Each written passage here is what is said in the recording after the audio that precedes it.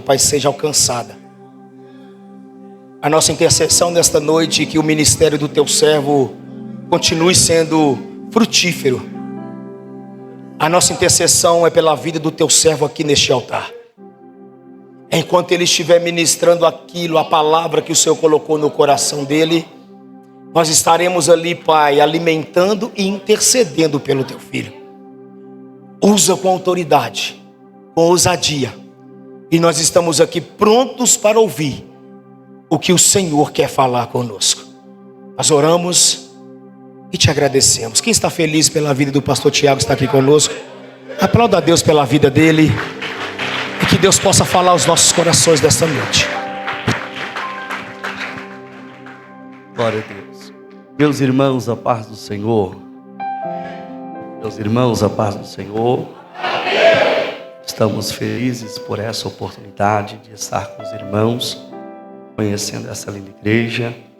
E nessa noite eu quero tributar a Deus toda a honra, toda a glória, todo o louvor por essa oportunidade de estar conhecendo o pastor Ronan, pastor Odair. Que Deus continue abençoando a liderança dessa igreja, os vossos ministérios, vossas famílias, vossas esposas e filhos. Amém. Que Deus seja engrandecido pela vida de cada um. Amém. E faz acompanhar da minha linda esposa, está ali atrás, intercedendo ao Senhor. Amém. Que Deus continue abençoando. E o Senhor colocou uma palavra no meu coração, o livro do profeta Joel, capítulo de número 1, verso de número 14.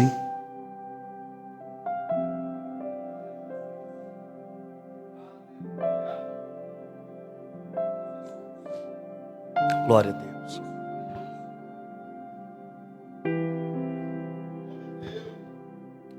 Livro do profeta Joel, capítulo de número 1, verso de número 14. Por gentileza, quem achou, diga amém. Diz assim o texto sagrado: santificai um jejum, apregoai um dia de proibição, congregai os anciãos e todos os moradores desta terra na casa do Senhor vosso Deus, e clamai ao Senhor. Aquele dia, porque o dia do Senhor está perto, e virá como uma assolação do Todo-Poderoso. Capítulo 2, versículo de número 11. E o Senhor levanta a sua voz diante do seu exército, porque muitíssimos são os seus arraiais, porque poderoso é, executando a sua palavra. Porque o dia do Senhor é grande e muito terrível, e quem o poderá sofrer?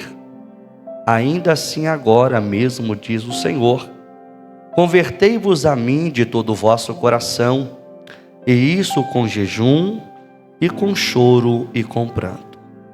E rasgai o vosso coração, e não as vossas vestes, e convertei-vos ao Senhor, vosso Deus, porque Ele é misericordioso e compassivo, e tardio em irar-se, grande em beneficência, e se arrepende do mal.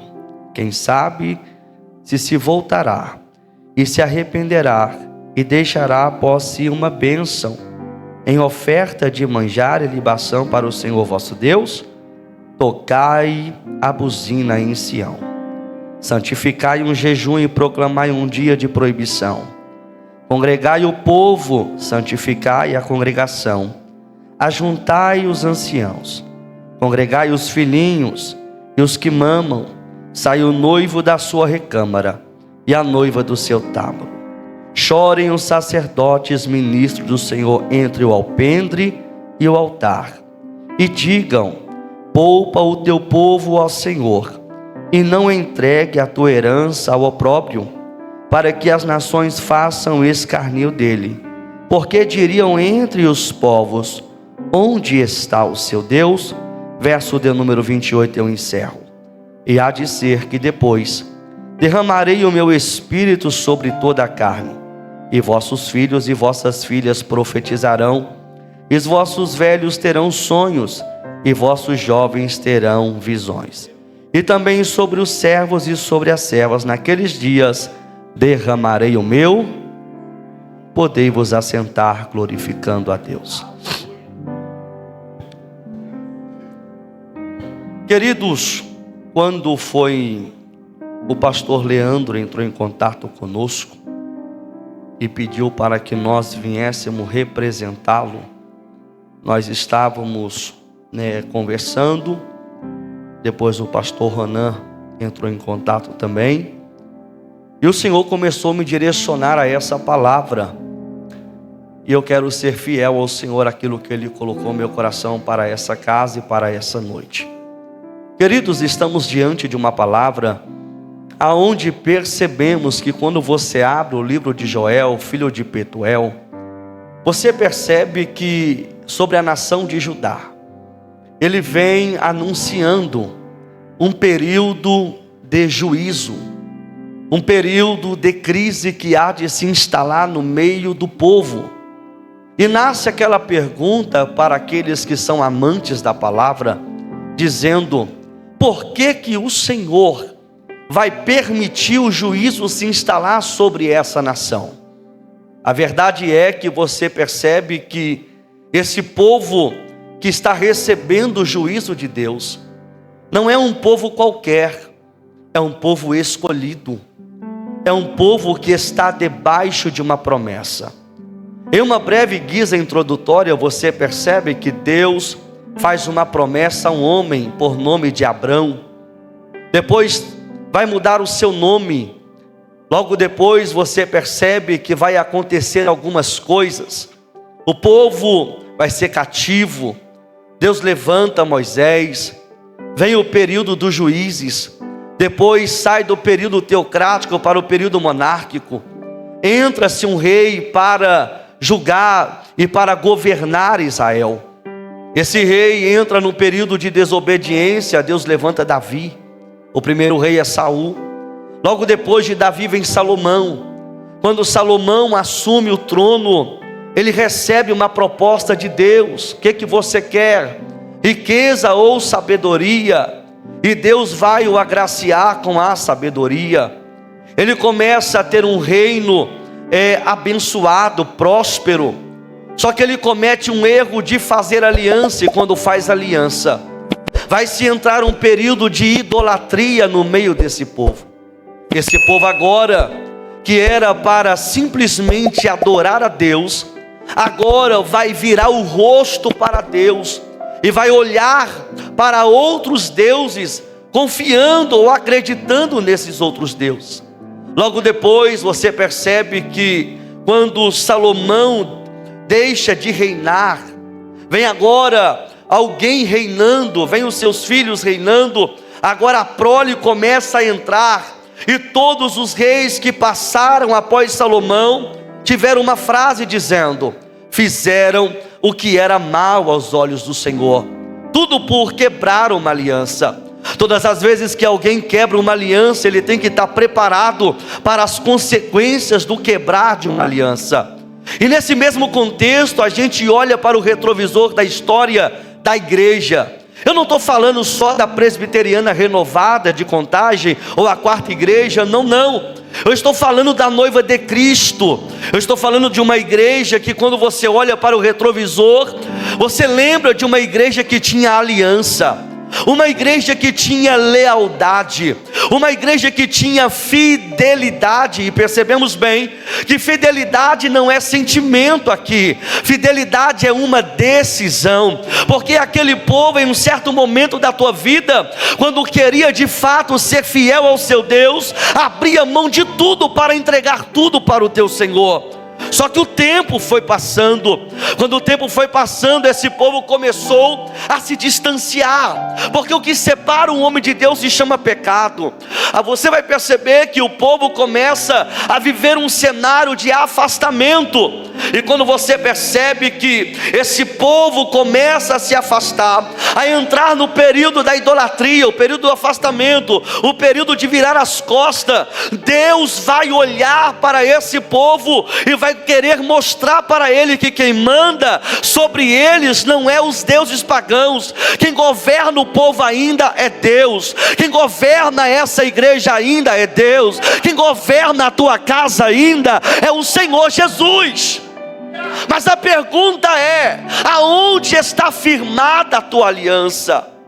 Porque no mesmo contexto de Joel, vieram profetas como Elias, Eliseu, vindo numa tratativa e mostrando para aquele povo que Deus ainda está sobre toda a terra, governando. O problema não é só Deus revelar que é Ele que governa. O problema é que pessoas estão ouvindo e não estão praticando as ordens do Senhor. E nasce agora aquela pergunta que todo mundo vem fazendo diante do cenário que está acontecendo na nossa nação: por que a crise se instala? Por que o problema está se agravando? Estamos vivendo em um tempo onde há uma crise, não só espiritual, mas uma crise de identidade, uma crise de caráter, uma crise de personalidade, uma crise de espiritualidade, uma crise de posicionamento, uma crise aonde alguém pergunta: aonde está o seu Deus? Ele ainda continua sentado no alto e sublime trono, olhando para mim e para você. Quando Joel vem profetizar sobre Judá, Judá nada mais era uma nação, um povo que naquele período eles tinham por costume trabalhar nos seus campos, nas suas lavouras. Agora imagine só, aquele agricultor, ele levanta cedo. Eu tenho meu sogro que ele mexe com café, levanta, o sol nem apareceu, mas ele pega a sua bolsinha, sua garrafinha de água, sua garrafinha de café, sua marmita. Ele vai, pega a sua caminhonete, atravessa uma balsa e vai para o outro lado. E ali ele fica o dia preparando a terra, limpando os seus cafés. Ele começa a trabalhar, porque ele tem na sua consciência, converso muito com ele, e ele tem na sua consciência dizendo, uma certa feita ele falou assim para mim: filho, ore para que Deus prospere esse ano o nosso café. E eu falei com ele: Deus vai prosperar. Por quê? Não exaltando, mas o meu sogro tem um caráter de fidelidade a Deus, e Deus o prospera, porque ele tem no seu coração uma entrega em totalidade para Deus. E é o que está acontecendo em Judá, no período da obediência. O povo, o pastor, ele tem o costume de ir, eles sabiam na sua consciência: nós trabalhamos, nós preparamos a terra, limpamos tudo, porque eles sabiam que no momento certo Deus mandaria chuva, no momento certo Deus mandaria brisa, no momento certo Deus cuidaria. Só que nasce um perigo aqui, perigo esse a qual que o povo começa a prosperar demais. As despensas estão lotadas, os campos estão férteis, estão produzindo. O perigo desse tempo não é você ser abençoado, porque isso é bom. O problema é quando a bênção te faz afastar do propósito.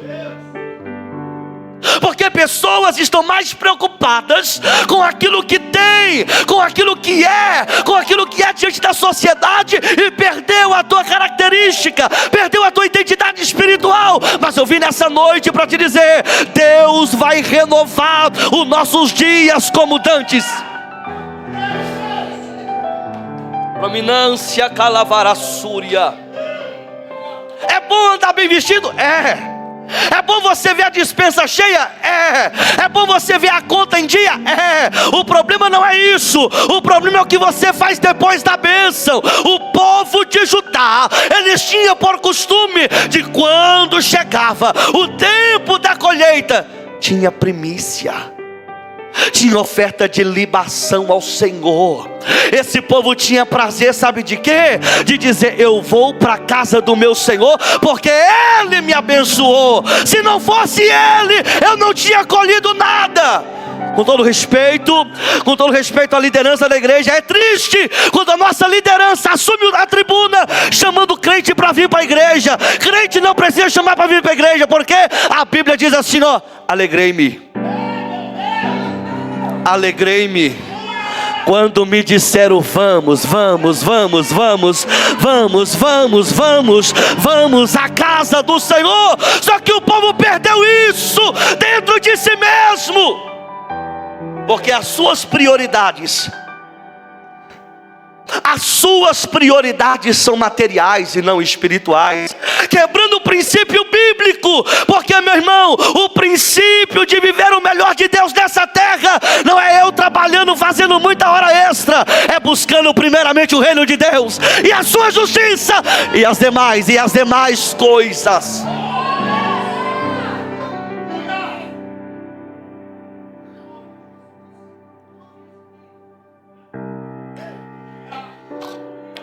Alguns anos eu estava pregando no estado de Rondônia, e Deus me deu uma mensagem sobre Lamentações 5:21, baseado sobre Deus está com saudade da igreja. Uma igreja, não a igreja contemporânea, mas a igreja raiz. O que é a igreja raiz, pastor Tiago? É a igreja que não tinha medo. A palavra santificação ou santificai-vos, no seu próprio contexto, é ser separado. Ser separado, meu irmão, nada mais eu não sou influenciado pelo mundo, eu tenho a minha identidade espiritual em Deus. Aí, esse povo que tinha entrega, primícia, tinha culto, se afastou, porque é como se eles dissessem assim, pastora Daí: não, para quem no culto na quinta-feira, para quem no culto de ensino na terça, para quem no domingo, não, tá tudo bênção, vamos tirar um tempo, vamos para a praia, vamos para o clube. E aí, meu irmão, quando a crise se instala, para onde eles vêm? Para cá.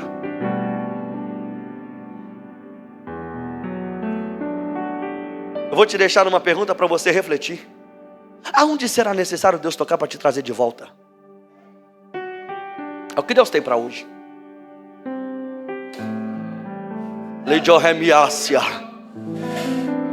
Hebreus 13:8 diz assim, ó: Jesus Cristo é o mesmo ontem. Vamos de novo: Jesus Cristo é o mesmo ontem. Quem mudou nisso aí? Quem parou de se santificar? Quem parou de levantar de madrugada? Quem parou de vir para a consagração? Quem parou? E a pergunta é: onde estão os milagres no nosso meio?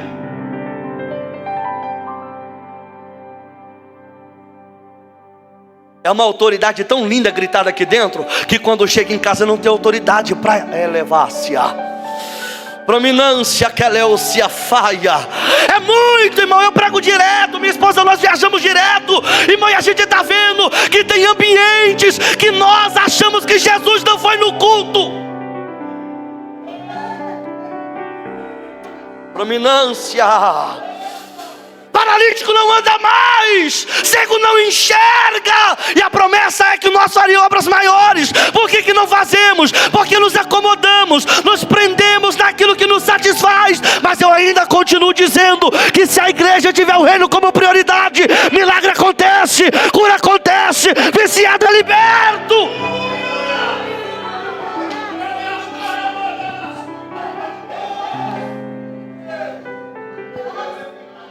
Hernandes Dias Lopes diz assim, ó: toda crise ou todo avivamento é precedente a uma crise. Ou seja, primeiro vem a crise. Irmão, deixa eu te falar uma coisa aqui: crise não vem para matar crente, crise não vem para destruir crente, crise vem para despertar crente. Oh glória, aleluia. Deus está dizendo para nós nessa noite: não é só sobre santificar, é sobre entender o propósito do Evangelho de Cristo.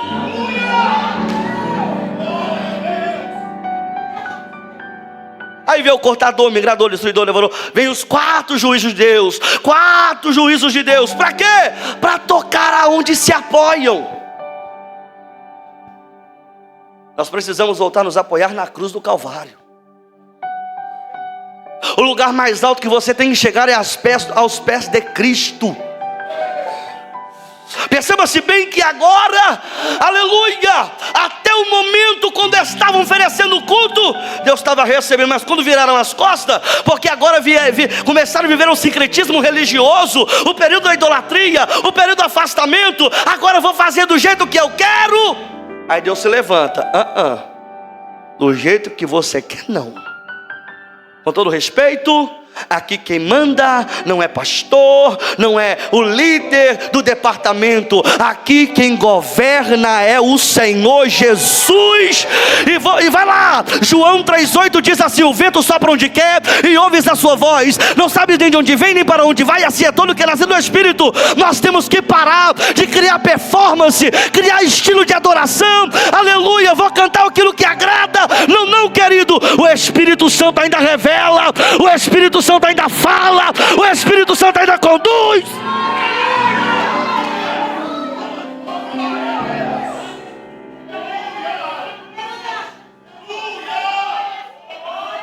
Fala assim comigo: a partir de hoje, tá fraco, a partir de hoje, não será do meu jeito, será conforme o Espírito Santo revelar.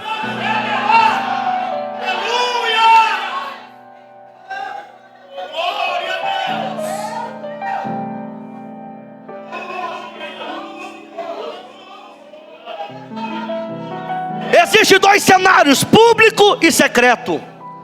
Quem vive demais no público esconde muito, foge muito no secreto. Mas quem se santifica, meu irmão, ele não é de público, não é de muita gente, ele é do secreto. Porque dentro de um quarto ele trava a batalha para chegar aqui, não para ser cheio, mas para transbordar a presença.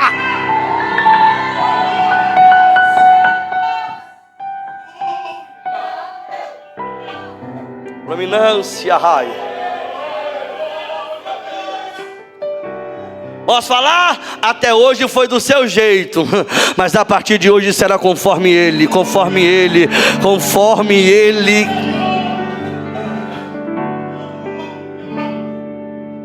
Aí, Joel, usado por Deus, ele vai chegar dizendo: gente, santificai um jejum, proclamai entre as nações, reúne o povo, santifica a congregação, reúne todo mundo, porque a partir de hoje o nosso culto será diferente. Vou dizer de novo: a partir de hoje o nosso culto será diferente. Vou profetizar: a partir de hoje os cultos dessa igreja será diferente. Entende isso aqui? Eu não estou falando que Deus não fala, que Deus não usa, que Deus não manifesta, mas Deus quer aumentar o nosso nível de relacionamento para intensificar a manifestação do seu poder.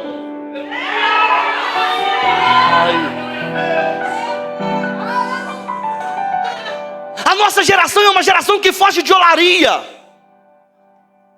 A nossa geração não gosta de olaria, porque o oleiro ainda gosta de tratar vaso.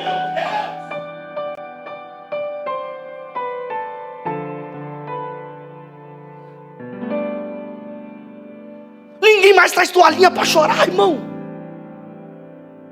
Está chorando com dorama, Titanic afundando, mas não chora aos pés da cruz. Não pede mais orientação à liderança para tomar decisão. Chega, toma decisão, depois volta arrebentado.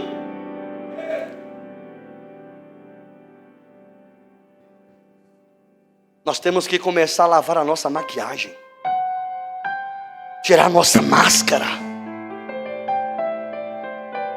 Uma das pregações de Joel é: não rasgai as vossas vestes, porque era sinônimo do povo judeu. No momento de luto, no momento de perda, caía de joelho, rasgava as vestes e pegava a areia ou a terra, jogava no rosto. Ou seja,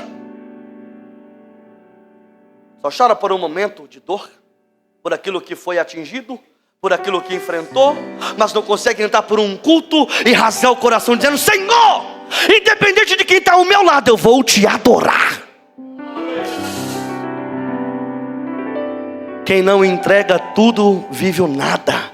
Mas quem entrega tudo, Deus tudo entrega. Ai, ai, ai, se eu tivesse te dando glória. Quem não entrega tudo, vive o nada. Mas quem entrega tudo para Deus, Deus lhe entrega tudo. Prominência calavaia. Com todo respeito, começou a chamar ministro, sacerdote, e todo mundo começou a gemer. Por quê? Começa pelo altar, começa pela liderança, começa pelos obreiros. Pastor não trabalha sozinho, ministério não trabalha sozinho.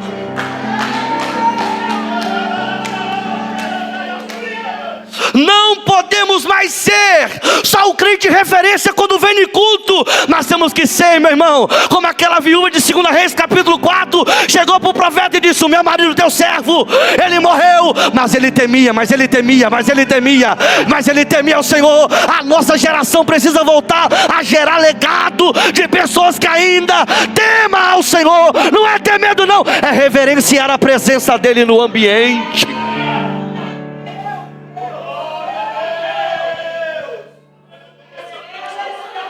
Ao contexto de Joel, olhe para cá, estou encerrando. Ao contexto de Joel, quando ele fala assim, quando o povo volta, quando o povo se converte, quando o povo entende o real sentido e propósito de servir e de fazer o que é de Deus, entregar a Deus o que é de Deus, o povo volta, o povo se arrepende. Deixa eu te falar. Arrependimento é uma coisa, remorso é outra coisa. Quando você fica se arrependendo pelo mesmo pecado, é iniquidade. Mas quando a graça se manifesta, é Deus gerando a oportunidade de você sair de uma vez por todas dessa situação. Dominância. Nós precisamos voltar a entender que o nosso prazer ainda é adorar. Nosso prazer ainda, irmão, é sair de um culto como esse, sabe como? Cheio. A nossa geração contemporânea sai 10 passos depois da porta da igreja, já perdeu o que Deus falou, já perdeu o que Deus se manifestou, já perdeu tanta coisa. Eu só tenho 33 anos até quarta-feira. Eu sou de uma época, era chão batido. Eu sou de uma época, eu sou muito pregador de roça, eu gosto muito de pregar em roça. Aqueles interiorzinho, coisa mais gostosa, irmão. Não é muita letra. Não é muito isso aqui não, irmão. Isso aqui, ó, isso aqui, irmão. Não é tanta estética. Mas quando o irmãozinho pega o microfone, pá, Senhor, irmão, deixa eu me arrupiar. Pá, Senhor. E ele fala assim, ó: Jesus falou comigo de madrugada. Não precisava de pregador de fora, irmão. Era tão simples e cheio. A minha esposa vai lembrar. Eu sou aqueles crentes das antigas. Aí um dia nós estávamos na mesa lá na casa do meu sogro. E meu sogro falou: prega aí. Eu estava chegando a família, né? Isso aqui é o teste. E a minha esposa lembra que eu falei sobre Ezequiel 37. E Deus começou a mover. Mas ele é simples. Se você conhecer meu sogro, pastor Dai, é um cara tão simples. Mas quando você começa a falar de Deus, só vê a lágrima descendo. Aí a nossa geração está muito acostumada com pregadores de fora. E esquece que nessa casa tem sacerdote. E posso falar? Se você não obedece à sua liderança, você vai ouvir mais quem? É o que Deus tem para hoje, irmão. Eu não manipulo mensagem. Não falta porta para pregar, mas eu não prego para manter porta aberta. Porque quem faz a minha agenda é Ele. Eu só vim dizer para você nessa noite: volte a mergulhar no oceano da graça de Deus, volte a ser instrumento de Deus, volte a desejar, a sair de cultos dizendo: Pai, que esse fervor, que essa presença me conduza a uma semana de vitória, a uma semana de milagre.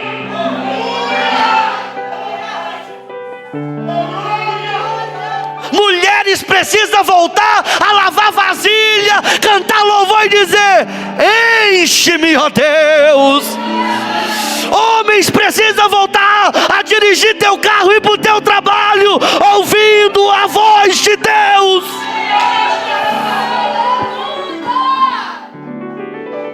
Ao contexto de Joel, ele gritava: tá uma vergonha tudo e sai.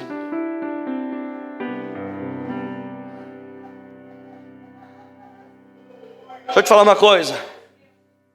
Você é representante do céu na terra.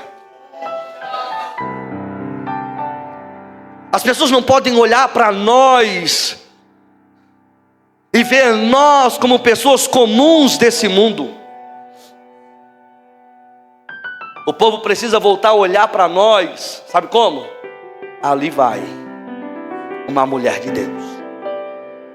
Ali vai um homem de Deus, porque a identidade foi manchada, mas o sangue do Cordeiro vai te purificar. O sangue do Cordeiro vai vir sobre a tua vida e Deus renovará a tua identidade, porque Ele vai fazer outra vez. Ele vai fazer outra vez. Ele vai fazer outra vez. Deixa eu falar, a tua família vai viver um tempo do sobrenatural.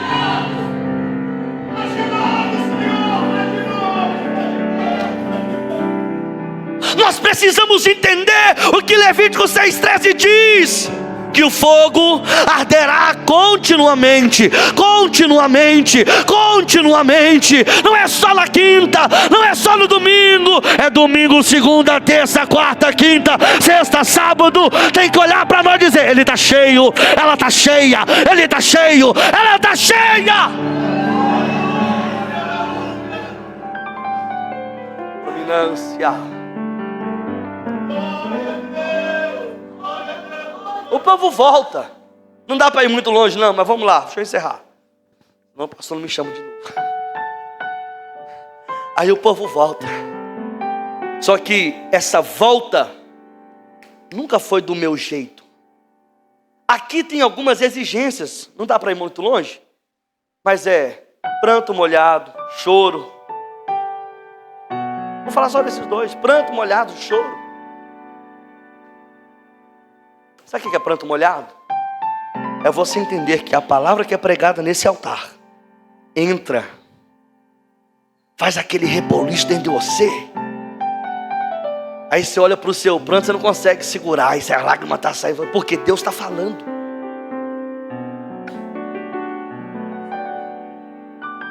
Quando você percebe essa expressão pranto, molhado, choro, é alguém que decidiu se santificar e dizer: não dá mais, para negociar essa presença.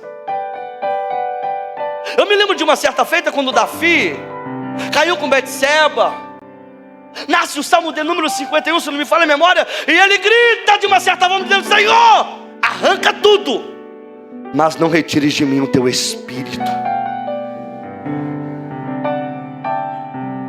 Se não me falha, Salmo de número 4, ele também escrevendo, ele grita como gratidão: eu deitei, dormi, acordei, porque o Senhor me sustentou.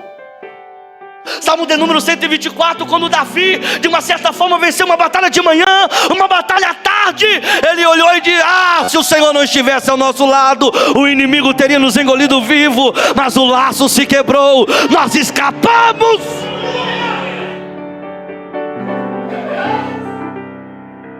Ao Salmo de número 23, perseguido, chegou no deserto de Engedi, e quando ele chega lá, sozinho no ambiente, vazio no ambiente, frente, mas não sozinho, porque Jesus chegou com ele, Deus chegou com ele, e ele começa a declarar dizendo: olha, ainda que eu cheguei nesse deserto, aleluia, o Senhor é o meu pastor e nada me faltará. Primeiro vem relacionamento.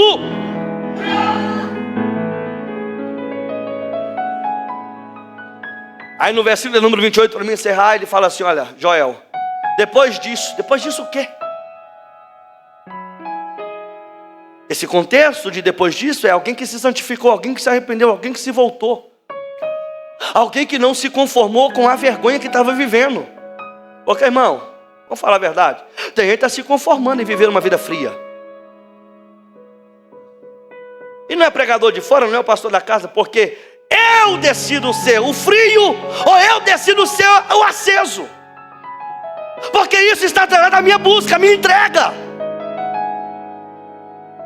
Nós precisamos, é um conselho, nós precisamos muitas das vezes fechar os nossos olhos para quem está à nossa volta e olhar só para Ele. Porque quando eu fecho os meus olhos para quem está à minha volta, eu me ligo nele, eu me conecto nele, eu me lanço nele. E aí, meu irmão, não importa o que vão pensar de mim, eu quero é Deus. Romanos capítulo 12, 1 e 2. Rogo-vos, pois, irmãos, que ofereceis os vossos corpos em sacrifício vivo, santo e agradável ao Senhor, que é o vosso culto racional. Ninguém aqui é leigo, ninguém aqui é bobo, ninguém aqui, meu irmão, todo mundo aqui entende o que está sendo pregado. A mensagem é simples, só que eu tenho que entender, como o senhor acabou de dizer, quando o povo está no mundo das lamentações, ele se ajoelha, ele se movimenta o corpo, ele se entrega. E um dos judeus, quando ele está fazendo isso no mundo das lamentações, está dizendo: olha, meu corpo te adora, minhas células te adoram, minhas mãos te adoram. Eles entendem que o corpo todo tem que exaltar a soberania de Deus. Nós precisamos voltar. Nós precisamos voltar a santificar a nossa vida. Nós precisamos revelar a nossa identidade de separados. Aí nasce a promessa de alguém que se volta. Depois disso, derramarei o meu Espírito sobre toda a carne. Ser frio é escolha pessoal. Ser frio, ser morto espiritual é culpa sua, porque o véu do templo se rasgou e nós temos livre acesso. A nossa geração está mais escrava do que filho, porque a geração escrava, ela só vem pela benção, só vem por um salário. Ah, já recebi minha benção, tchau pastor, daí tchau pastor, e vai embora. Mas o filho não. Se Deus fizer, Ele é meu Deus ainda. Se Ele não fizer, Ele continua dizendo. Porque o filho não está preocupado com salário, ele está preocupado com herança. Quem tem uma herança? Fica de pé comigo, eu não vou enfadá-los.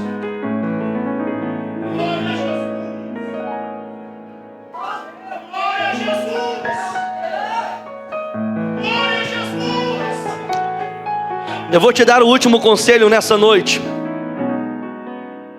Pare de exaltar o teu inimigo. Para de exaltar o teu adversário, porque a nossa geração de hoje, ela só vive assim: o inimigo se levantou, o diabo está furioso. Essa geração de hoje está assim. Deixa eu te falar uma coisa. Eu aprendi assim com meus discipuladores. A partir do momento que eu entreguei minha vida para Deus, o diabo não tem poder não, irmão. Ah, mas o inimigo levantou lá em casa no meu casamento. Então está faltando oração dentro da sua casa. Porque todas as vezes que eu fico exaltando o inimigo demais, eu estou anulando o Deus que eu sirvo. Deixa eu te falar, na minha casa quem governa é Deus. E se Ele está provando, se Ele permitiu algum vento, Ele está me amadurecendo no meio dessa crise. Mas eu não vou aceitar que é inimigo que está dentro da minha casa, que é inimigo que está dentro do meu casamento. Depois disso, depois da crise, depois dessa luta, há um avivamento, há uma glória, há um espírito, há uma unção para ser derramada. Quando eu entendo que eu sou santificado em Deus, quando eu busco essa santificação, eu me separo, eu revelo meu caráter espiritual diante de Deus. Meu irmão, é nítido, a nossa sensibilidade espiritual, ela fica aguçada. Nós começamos a nos arrupiar, nós começamos a sentir, nós começamos a viver algo novo. Deixa eu te falar, eu não sei o tamanho da tua crise nessa noite, mas eu profetizo que você está gerando um grande testemunho. Você está gerando um grande testemunho. Você está gerando um grande testemunho. Você está gerando um grande testemunho. Deus está levantando homens e mulheres aqui, que no meio da crise está gerando testemunho. Você não vai morrer frio, você vai morrer, você vai subir cheio, você vai ser renovado. Alabaraçandarábia. Eu não sei aonde você falhou, eu não sei aonde você caiu, mas a graça está te dando oportunidade de se arrepender e de viver algo novo. Eu te convido a sentir essa graça nessa noite. Eu te convido a sentir essa presença nessa noite. Eu vim na autoridade do leão da tribo de Judá dizer para você: rasga a alma, rasga o coração, mergulha na presença. Não aceita ser frio, não aceita ser raquítico. Aceita nessa noite que a presença é maior, a presença é prioridade, o reino é prioridade. Só os santos dessa noite, só os separados, só quem tem sensibilidade espiritual recebe glória, recebe graça, recebe poder, recebe unção. Agora sai da frieza, mergulha na brasa, porque os céus estão abertos.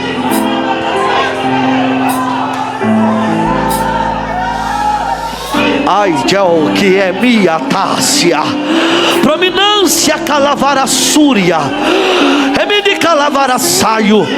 Eu não sei porquê, pastor, mas o Senhor está me dizendo aqui, para dizer para essa igreja, que nessa noite Ele está levantando um exército. Ele está curando a alma, Ele está curando a mente, Ele está curando o coração, Ele está curando o espiritual, porque eu vi pessoas feridas entrando dentro dessa igreja, pessoas que saíram, que vai voltar, e Deus está dizendo: eu estou santificando a minha igreja, eu estou preparando o povo para receber de novo aqueles que saíram. Debinácia, sinta graça, sinta glória, sinta poder, sinta unção. Mergulha, mergulha, mergulha, mergulha, mergulha, pega, pega, pega, pega, oh glória. Olha ele aí, olha aí, ele está curando. Há bálsamo em Gileade, há bálsamo em Gileade, há bálsamo em Gileade. Deus fará outra vez, Deus fará outra vez, Deus fará outra vez.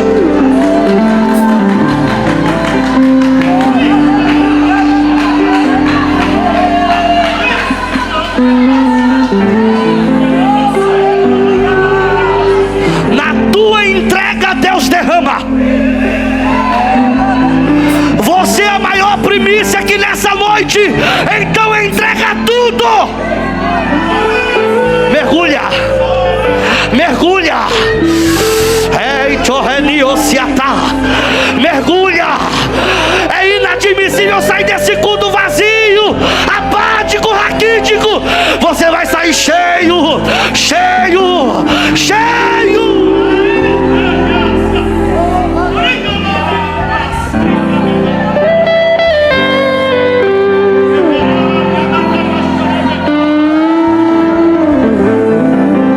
Deus está curando pessoas aqui hoje. Tem pessoas aqui que pediu perdão, mas não consegue se perdoar, e Deus está dizendo: ei, se perdoa, porque eu já te perdoei há muito tempo. Renova essa aliança nessa noite e sinta a glória de Deus, sinta o mover de Deus, sinta a intervenção